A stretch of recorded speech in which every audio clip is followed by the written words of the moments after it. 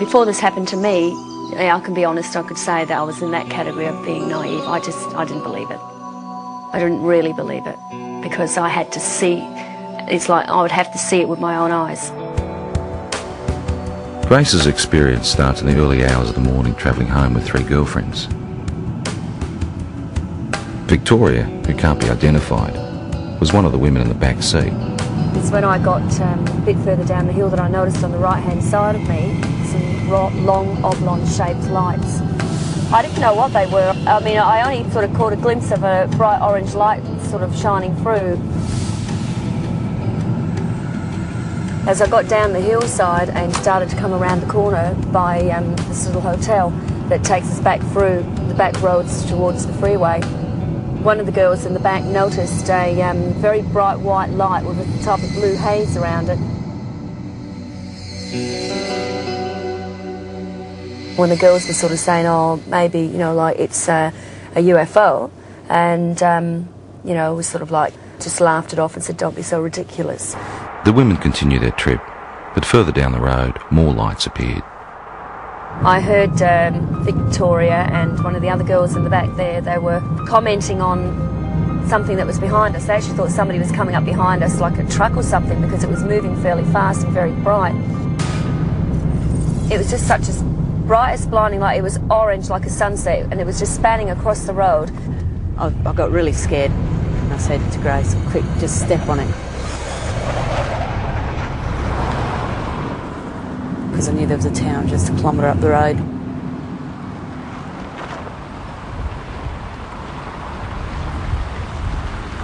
As we got closer into the middle of this car parking area and looked up, we could see this ship. Well, that's what you'd have to call it, because it was, you know, definitely not an aeroplane, and it was something from definitely not this world, that's for sure. It sort of moved across from this direction straight over the top of us.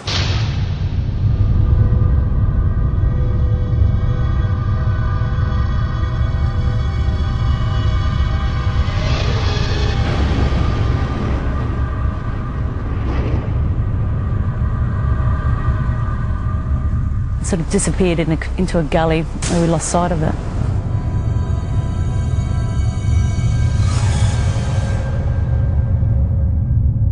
We were scared for our safety. I mean, I've got to be honest, I think it's the first time in my life that I could identify with anybody telling me that they were scared they were going to die. Because I was.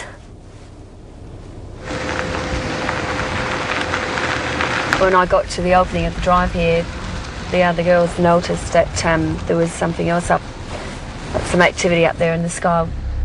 We were still scared. We didn't know what they were either. They seemed to be moving in a direction that this other craft had gone over and gone down. So the first thing you think of, just pull in someone's driveway. And as I pulled in, the light was so blinding, it actually was hurting our eyes to look at it. Then I noticed a figure coming. It wasn't a human, it definitely was no human, that's for sure.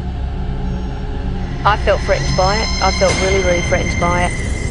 That was the closest thing I've ever experienced, the thought of actually, you know, coming close to death, I suppose, which sounds pretty silly, but the fear that I had was like that, like I wasn't going to see my family again.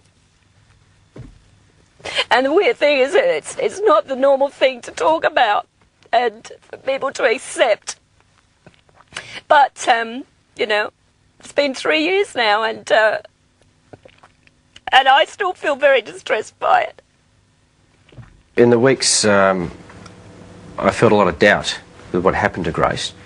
I didn't believe it, truly believed it, because I hadn't experienced anything like that myself. So I didn't show it either. I mean, I didn't show that I didn't believe it, because I think it was important that I looked like I was supporting her, so that otherwise, you know, she might go sort of, you know, off the rails if she didn't feel she had some support from her husband. But 2 weeks later, those doubts disappeared.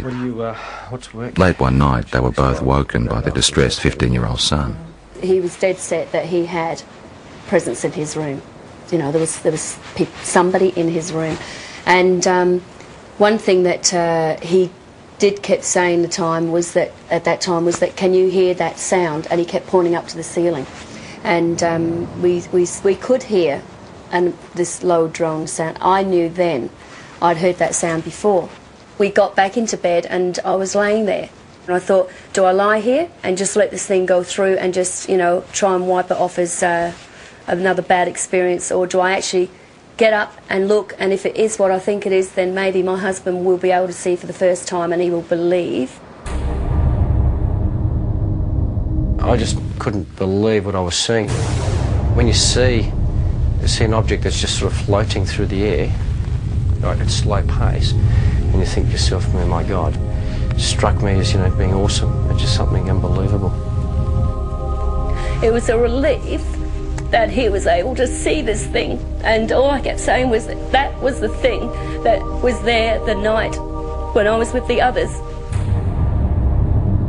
Certainly by its nature, by the way, characteristics of the way it just hovered across the house at a slow pace, yeah, no, nothing man-made.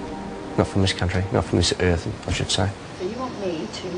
Even though Grace and her husband ended up experiencing the same craft, their ways of coping with it differ. Take them down to training. You either accept it or you don't accept it, and I tend to say now, after I've seen it with my own eyes, I accept it, but I don't, you know, harp on about it and talk about it, and if it's just one of those things you try and leave as a part of your life that's happened, and let's get on with things, let's move on from here, you see. And that's how I sort of try and treat it, rather than try and find an explanation as to what it is. Yeah, I really don't have a theory yet. It's basically, it's more the fear. Again, I don't know why, because I'm still here and I am healthy, you know, I mean, but the fact is it's just a worry, because you don't know. You just don't know. What do you reckon it is? Got no idea.